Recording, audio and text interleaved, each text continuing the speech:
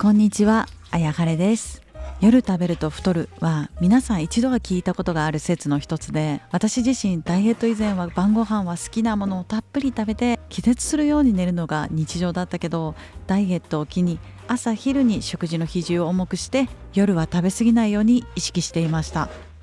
実際その説を後押しする研究がいくつかあって、2022年の研究では食事内容は変えずに食べる時間だけ4時間遅らせて検証したところ、夜遅く食べた人は食欲を抑えるホルモンが減って、さらに脂肪を蓄えやすく燃えにくい状態へと遺伝子の働きが変化したという結果が出ました。また少し古い2011年の研究ですが、朝型の人と夜型の人の食事内容を調査したら、夜型の人はファーストフードや炭酸飲料などの高カロリーなものを好んで食べる傾向があった。その理由の一つとして、夜遅い時間は脳が疲れて正常な判断ができなくなり、太りやすい食事を自ら選んでしまうのではないかと考察されています。夜の疲れた脳がする判断ミスは食事、ネットショッピングなど嫌というほど経験しているので、実体験から思い当たる節の多い研究考察だなと思いました。ただ一方で、時間に関係なく1日の摂取カロリーが同じなら体重の増加に影響しないという研究もたくさんあって、2024年の研究では1日に食べるカロリーの総量は全く同じにして、グループ A は夕方6時までに食事を終えて、グループ B は深夜0時まで食べて OK というルールで検証したら、両グループの体重の減少量に差はなかったという結果が出ました。SNS 上ではこちらの情報の方がよく目にするので、今はどちらかというとこの考え方の方が主流かなと思います。私個人の結論としては、摂取カロリーさえ守れば体重は増えないけど、夜遅く食べると食欲が抑制できなくなったり、疲れた脳が高カロリーなものを選んでしまう可能性もあって、結果的に1日の摂取カロリーが増加しやすい傾向にあるから、夜の食事はできる範囲で気をつけた方がいいよねです。私が実際にやってる夜の食習慣は2つ。1つ目に、夕食が遅くなるときは2回に分ける。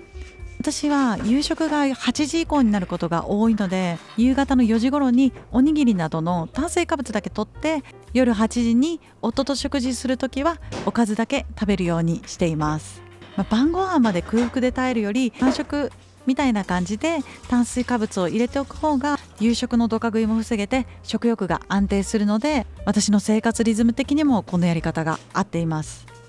2つ目に、夕食の数は脂質を控えめにすること。三大栄養素の中で脂質が最も消化に時間かかるので、夜ご飯は極力脂質控えめの食事をするように心がけています。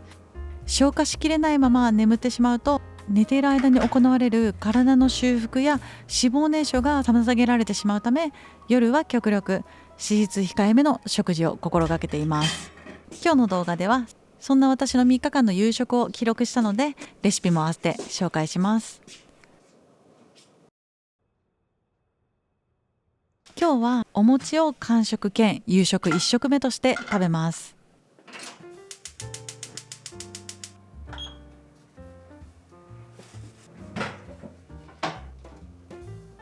4分焼いたらひっくり返して、あと3分。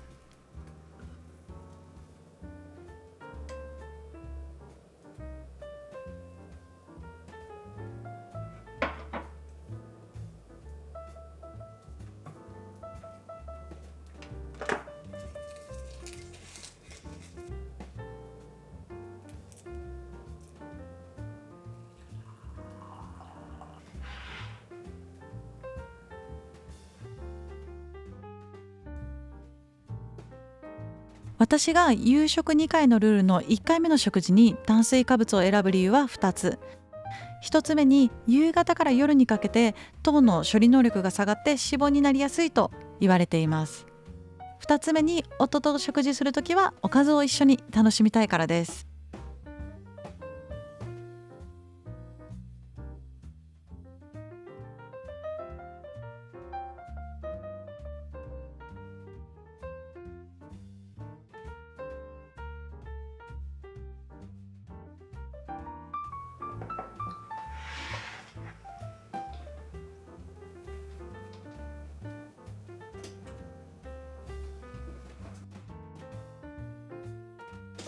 今日は八宝菜を作ります。八宝菜のいいところは野菜何入れても味付けさえ間違わなければ美味しく仕上がること。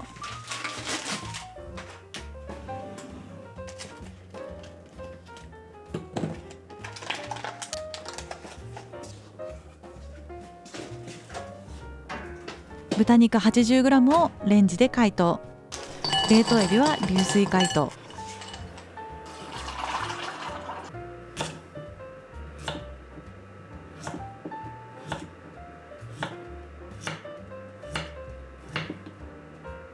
ピーマンも同じ大きさにカット。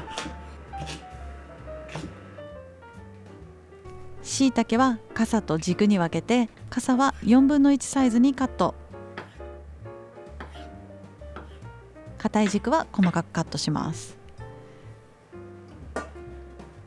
長ネギは5センチ幅にカットして、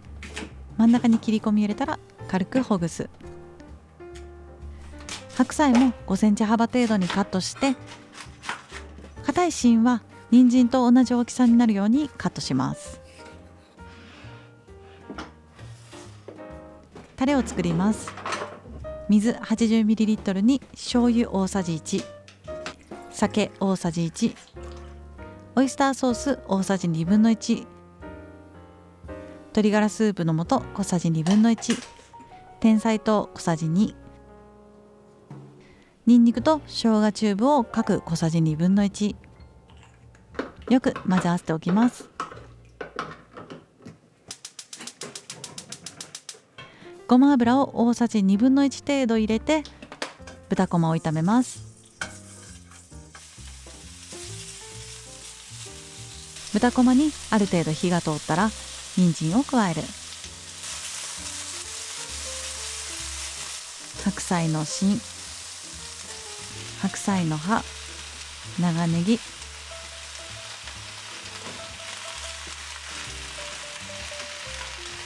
白菜がしんなりしてきたらピーマンとしいたけ、エビを入れてタレを加えて味付け。沸騰するまで約2分加熱します。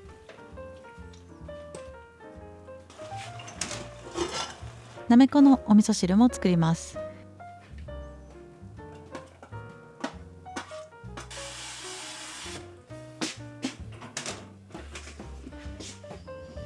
水 800ml、 顆粒和風だし1袋、なめこ 200g。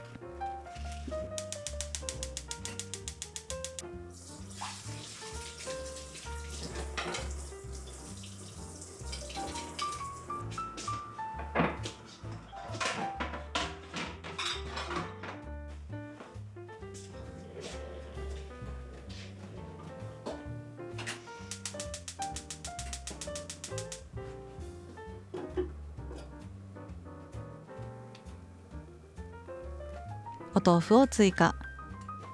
火を止めて味噌を溶かし入れたら完成。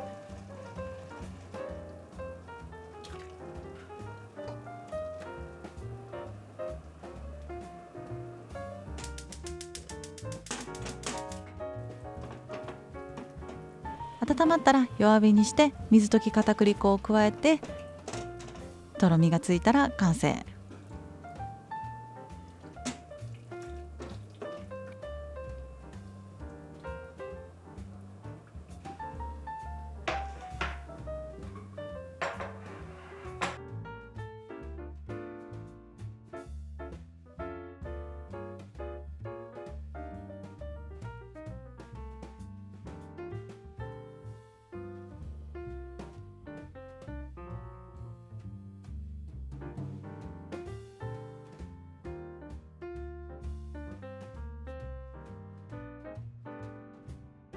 今日の1回目の夕食はおにぎりです。玄米ともち麦を5対5で炊いたご飯を解凍。作り置きのきんぴらごぼう、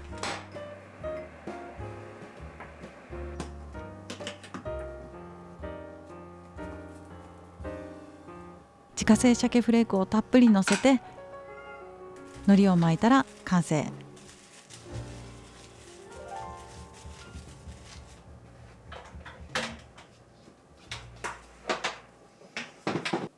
いただきます。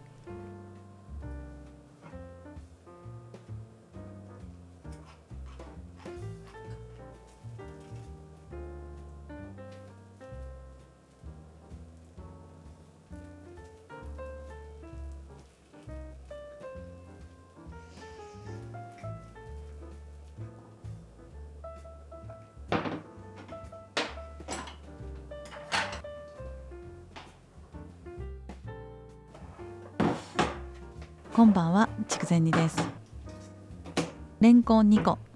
小さい人参が2本、ごぼうが2本、しいたけ3つ、あとこんにゃくを1枚。この日は冷蔵庫にあるものを全部入れたら4人前ぐらいの量になってやや薄味に仕上がってしまったので、皆さんは野菜をこの半量ぐらいにするのがおすすめです。鶏もも肉1枚、レンジで解凍します。干し椎茸の戻し汁を作る。干し椎茸4つに水 300ml、 レンジ600ワットで2分加熱。加熱後そのまま10分以上置いておきます。余分な水分を抜いて味を染みやすくするためにこんにゃくを2分茹でます。椎茸は4等分、レンコンも4等分、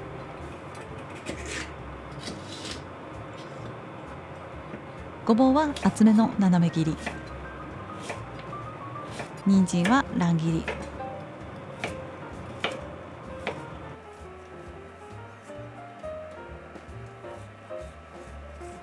調理ばさみで一口サイズにカット。ごま油を少しひいて炒めます。ある程度火が通ったら根菜を追加。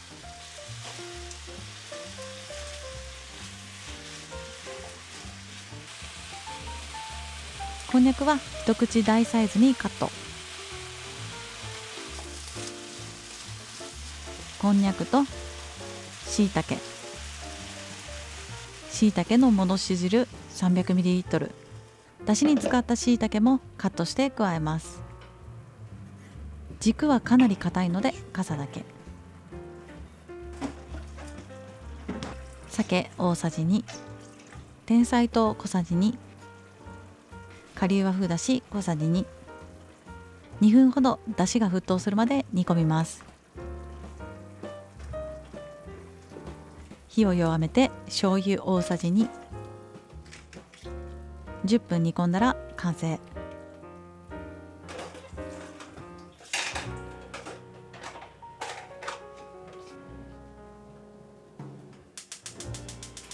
お風呂から上がったら火をつけて少し弱めの中火で10分煮込みます。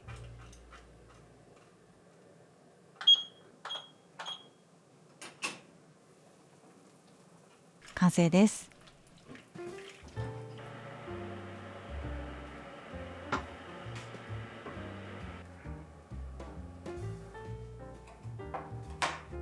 いただきます。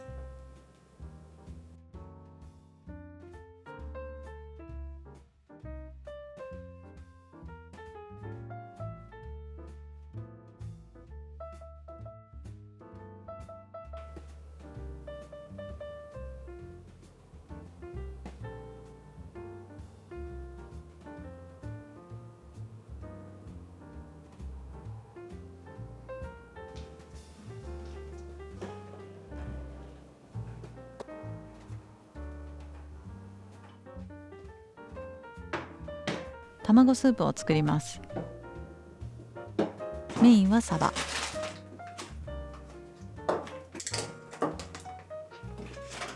臭みを取るためにしっかり洗って水気を拭き取る。冷凍のままフライパンにのせて水大さじ1、酢大さじ1。臭みの主成分はアルカリ性、酢は酸性。中和反応が起こって臭みを取ってくれます。蓋をして中火で5分蒸す。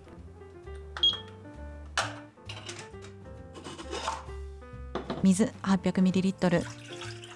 鶏ガラスープの素小さじ3。沸騰させます。卵を3個、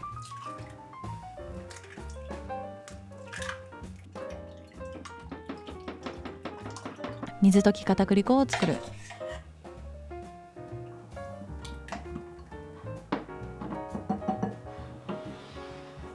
乾燥わかめを水で戻しておきます。5分蒸したらひっくり返して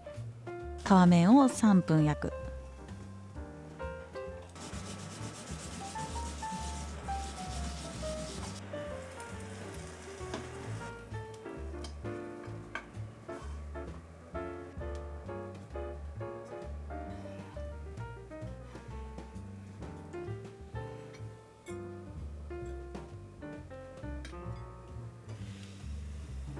わかめを入れて卵を流し入れます。醤油小さじ2、大根おろしにポン酢をかけて完成。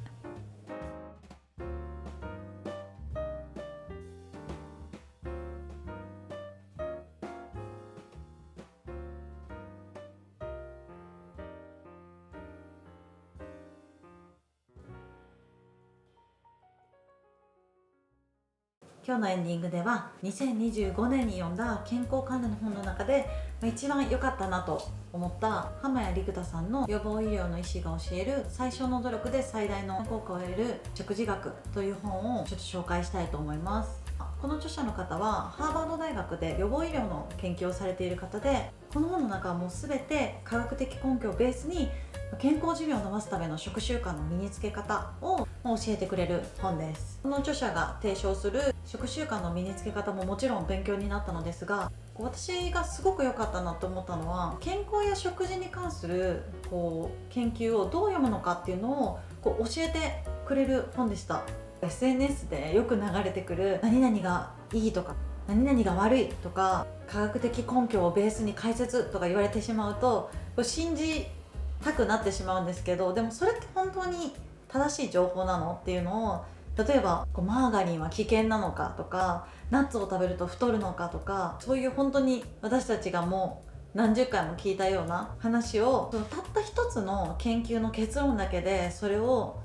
正しいとか正しくないとかそれがいいとか悪いとかそういうことを言うんじゃなくて、そもそもそれって人間を対象した実験なの、それマウス実験の結果なんじゃないとか、どこの国で研究されたもので例えば私たち日本人にもそれって本当に当てはまるのとか、被験者はどういう人でどれぐらいの人数どれぐらいの規模感で研究されたものなのとか、広い視野で複数の研究を見て、初めてそういう傾向があるって言えるようなもんですよ研究はっていう。 SNS ってたくさんの人に見てもらわないとお金にならないっていうのがやっぱりどうしてもあって、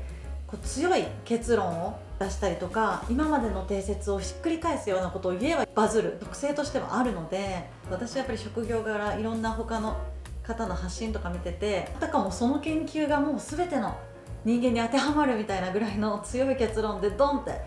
発信されている方が いたり、これは悪いんですとかこうなんですって断言してる方とかの話を聞くと、ちょっとずっと心の中でもやっとしてるけど言語化できてないみたいな思いがあって、それがすごくこの本を読んで、あ、そうだよねと、こういう本当に専門で勉強してる方こそそういうやっぱり強い言い回し使わないし、みんなこうした方がいいですよみたいな話し方はしてないんですよね。あくまでこういう傾向があるから、高い確率でこうする方が私たちの健康寿命を伸ばせる可能性が高いのではないかみたいな、本当に慎重に書かれている本なんだなって私はこの本読んですごく感じて、それがかなりなんていうんですかね、この方の誠実さを感じる一冊でした。私自身もやっぱり YouTube で発信する人間として強い言葉使った方が分かりやすく伝わるなって思う時もあるんですけど、でもやっぱりそうじゃないよな。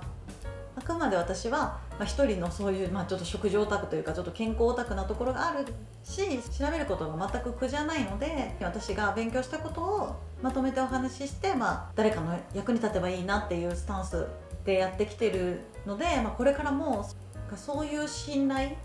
みたいなものを、受け取った方に感じてもらえるようにしていかなきゃいけないなっていうのを改めて思いました。私は日常的にそういう研究だったりとか、そういう健康情報みたいなものをもう収集するのが癖というか、もう趣味みたいなぐらい、でももともとすごく興味があって好きなので、ある程度いろんなものを勉強して、その中から自分で結論を出して行動するっていうことができるけど、動画を見てくださってる皆さんはこういった本とか、研究を一つずつ読んで考える時間とかなかなか取れないと思うので、何を信じて行動すればいいのかの判断がすごく難しいと思うんですね。で、私が考える、視聴者の皆さんにとってのベストな情報収集方法は、まず情報を得る。で、その際に結論を断言しない人の方が個人的にはちょっと浅いかもしれないんですけど、信頼性が割と高いのかなと思ってて、しっかりしてる方ほどあくまで研究っていうのはこういう傾向があるよねとまでしか言えないっていうことをやっぱり分かっていらっしゃるので、こういう研究データがあります、その結果こんな風に考察することできますよね、だからこういう風に行動するのがいいよねみたいな話し方の節々にすごく気を使っているのが伺える方がお話を聞くっていうのがいいのかなと。で、情報を聞いた上で、信頼できそうなものは実際に自分の体でやってみて、自分の体の反応を見て、なんとなく体にすごく合うなとか、もう本当にそういう感覚的なもので自分に合うなと思えば、それを継続してやっていくっていうのがいいし、逆にちょっとこんなにいいって言われてる食材なのにこれ食べると気持ち悪くなるよなとか、自分の体質には合わなかったんだなっていう風に別に捉えて、また情報収集してまたいろいろやってみる。全て研究っていうのはもうあくまで平均値なので、自分に実際当てはまるかっていうのはもうやってみないとわからない。繰り返しの中で結果的に自分の一番いいと思える体型だったりとか体重だったりとか、健康状態になるっていうのがダイエットのあるべき姿だと思うので、 SNS から情報収集するときは基本的には全ての情報は疑いながら受け取って、自分に必要かどうかを精査していくっていうのがいいと思います。それでは最後までご視聴いただきありがとうございました。また次回の動画でお会いしましょう。